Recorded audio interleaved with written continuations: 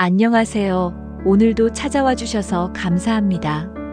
오늘은 평생을 딸들을 위해 살았던 한 어머니가 정작 자신이 아플 때 누구에게서 진정한 사랑을 받았는지에 대한 이야기입니다. 혈연이 진짜 가족일까요? 아니면 마음이 진짜 가족일까요? 본격적인 이야기에 들어가기 전에 구독과 좋아요 눌러주시면 더 많은 이야기로 찾아뵐 수 있습니다.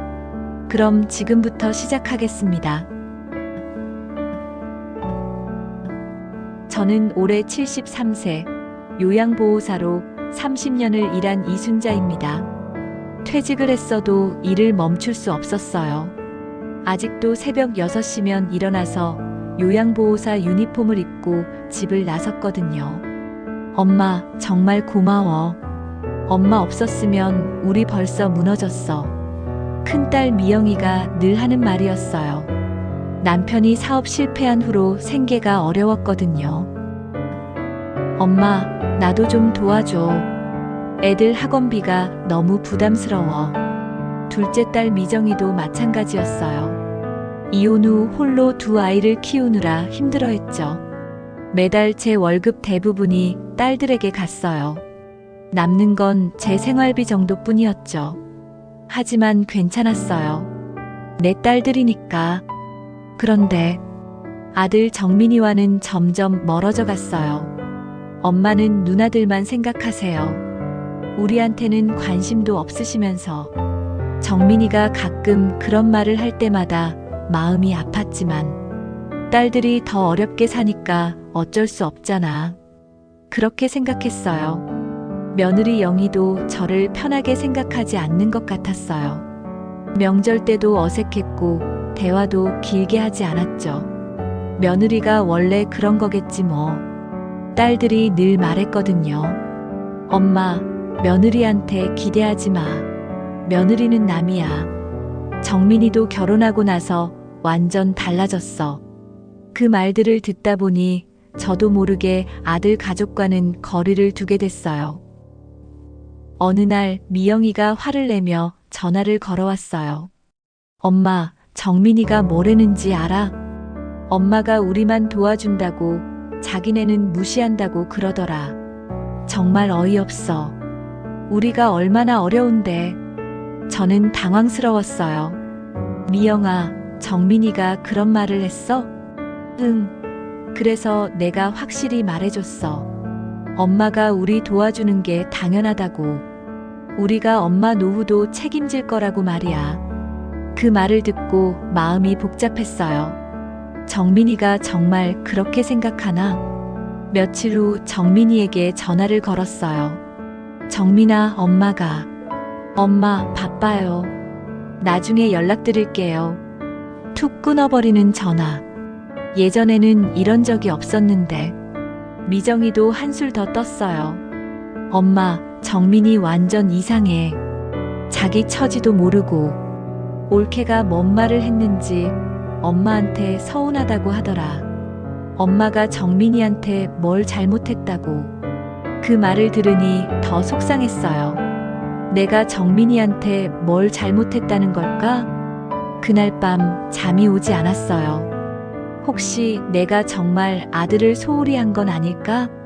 하지만 딸들이 더 어려운 상황인 건 사실인데 복잡한 마음으로 밤을 지샜어요. 추석이 되었는데 정민이 가족이 오지 않았어요. 어머니, 죄송해요. 영희가 몸이 안 좋아서요. 정민이의 간단한 문자 메시지 하나뿐이었어요. 딸들은 일찍부터 와서 차례 준비를 도와줬지만 아들 가족의 빈자리가 이렇게 클 줄이야. 미영이가 말했어요. 엄마, 속상해하지 마.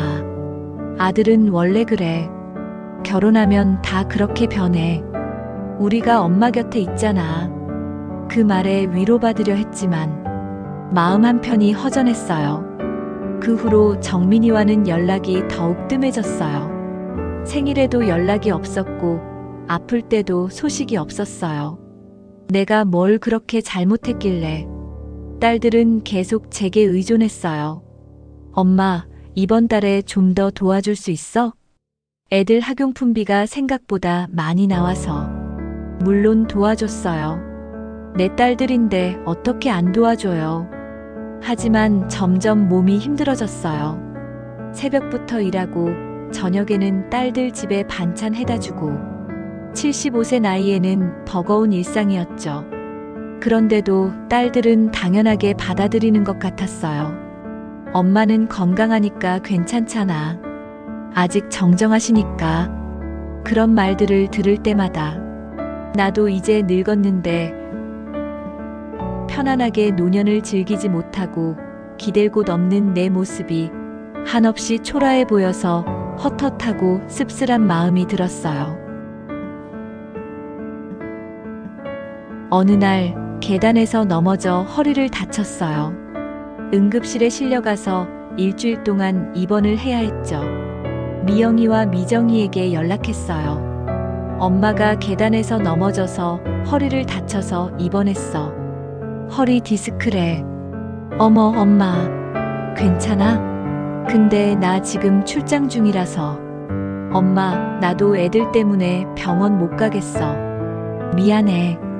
둘 다 오지 않았어요. 전화로 안부만 물을 뿐이었죠. 혼자 병원 침대에 누워 있는데 너무 외로웠어요. 평생 딸들을 위해 살았는데 정작 내가 아플 때는 곁에 없구나. 그런데 셋째 날 병실 문이 열리더니 며느리 영희가 조용히 들어왔어요.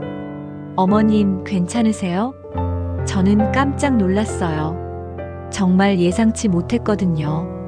영희야, 네가 여길 어떻게? 정민 씨랑 같이 오려고 했는데 정민 씨 출장 가서 같이 못 오고 저 혼자 왔어요.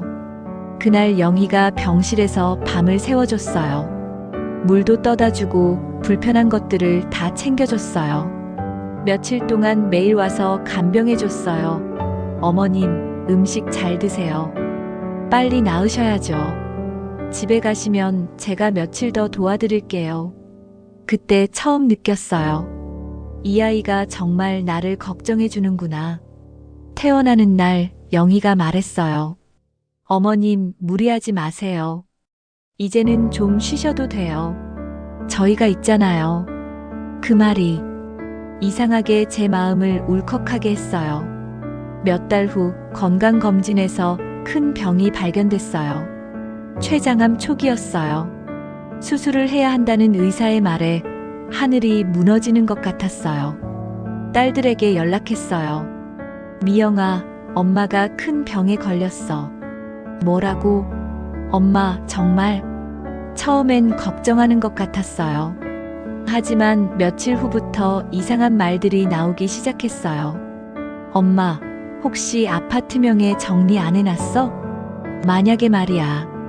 만약에 엄마가 안 좋아지면 어떡하지? 우리가 그동안 엄마 돌봐드렸으니까. 그 말을 듣는 순간 머리가 하얘졌어요. 내가 아직 죽지도 않았는데 벌써 재산 이야기를.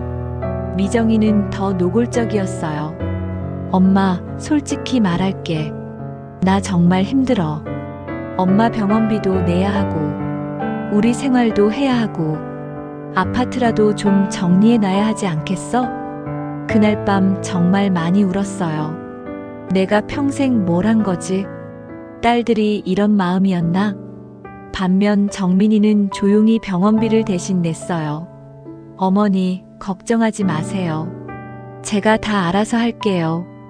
영희도 매일 병문안을 와서 간병해줬어요. 어머님, 힘내세요. 우리가 곁에 있어요. 이상했어요. 그동안 멀리했던 아들 가족이 이렇게 따뜻할 줄이야. 수술 전날 딸들이 병실에서 큰 소리로 다퉜어요. 언니, 엄마 아파트는 우리 몫이야. 우리가 그동안 엄마를 얼마나 신경 써서 모셨는데. 맞아. 정민이가 뭘 한 게 있다고. 엄마가 우리한테 더 많이 주셔야 맞지. 제가 듣고 있는 줄도 모르고 그런 이야기를 하는 거예요. 너무 충격적이었어요. 야, 너희들 지금 뭐 하는 거야? 제가 소리를 쳤어요. 엄마가 아직 살아있는데 그런 이야기를 해? 딸들이 당황하며 말했어요. 엄마, 그게 아니라 우리가 걱정돼서 그런 거야. 나중에 복잡해지면 어떡해. 그 순간 정민이와 영희가 들어왔어요. 분위기를 보고 눈치챈 정민이가 말했어요. 누나들, 지금 이럴 때가 아니잖아. 어머니 수술 앞두고 계시는데. 미영이가 화를 냈어요. 정민아, 너도 정신 차려. 엄마 재산은 우리가 더 받아야 한다고. 우리가 얼마나 고생했는데. 그때 영희가 조용히 말했어요. 형님, 어머님 걱정부터 하시는 게 어때요? 돈 이야기는 나중에 해도 되잖아요. 딸들이 영희를 째려봤어요. 올케가 뭘 안다고 나서는 거야? 그 순간 저는 확실히 깨달았어요. 내가 평생 착각하고 살았구나. 수술은 성공적이었지만 회복이 더뎠어요. 병원비도 많이 나오고 간병도 필요했죠.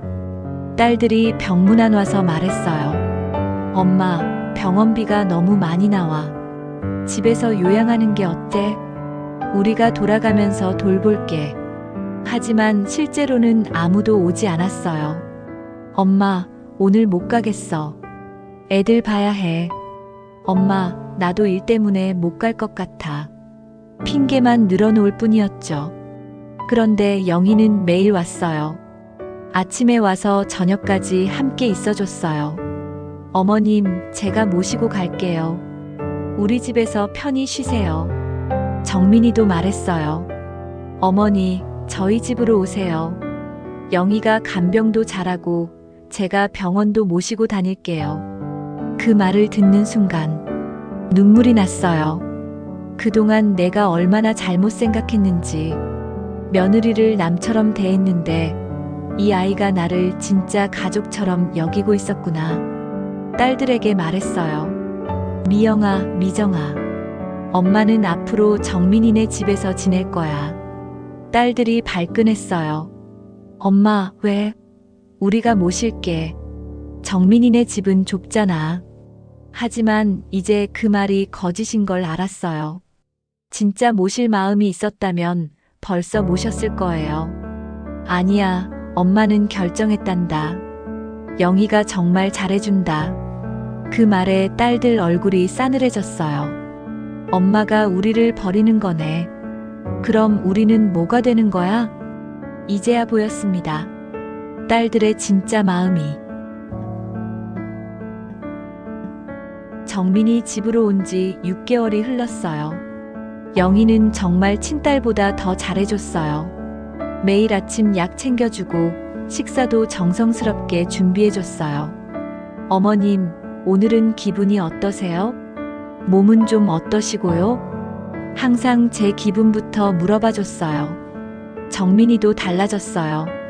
어머니, 제가 그동안 정말 죄송했어요. 어머니 마음을 몰라서. 이제라도 효도할게요. 이제야 내 아들의 진짜 마음을 알겠네. 딸들은 처음엔 자주 전화했어요. 엄마, 우리 집으로 오면 안 돼? 우리 집이 더 넓은데. 하지만 점점 연락이 뜸해졌어요. 특히 제가 재산을 정민이 명의로 바꾼다고 하니까 엄마가 우리를 배신하는 거네. 평생 우리를 위해 살더니 이제 와서. 그런 말들을 들을 때마다 씁쓸했지만 이게 현실이구나. 영희가 어느 날 말했어요. 어머님, 형님들이 서운해하시는 것 같은데 혹시 저희 때문에 가족이 멀어지는 건 아닌가요? 아니야, 영희야. 이제야 진짜 가족이 누군지 알겠다. 너무 늦게 깨달아서 미안하다. 영희가 제 손을 꼭 잡아줬어요. 어머님, 저희가 더 감사해요. 어머님 덕분에 정민 씨도 많이 변했어요. 이제 우리 진짜 가족이 된 것 같아요. 그 말을 듣는 순간 평생 찾던 평안을 찾은 것 같았어요. 혈연이 가족이 아니라 마음이 가족이었구나. 이제야 알았지만 그래도 늦지 않았다고 생각해요. 남은 인생 진짜 나를 사랑해주는 사람들과 함께 보낼 수 있으니까요. 오늘 이야기가 어떠셨나요? 때로는 혈연보다 더 진한 사랑이 있다는 걸 깨닫게 되는 순간들이 있습니다. 그리고 우리가 정말 소중히 여겨야 할 사람이 누구인지도 말이죠. 시청자 여러분께 묻고 싶습니다. 진짜 가족이란 무엇일까요? 그리고 늦었다고 생각할 때가 정말 가장 빠른 때일까요?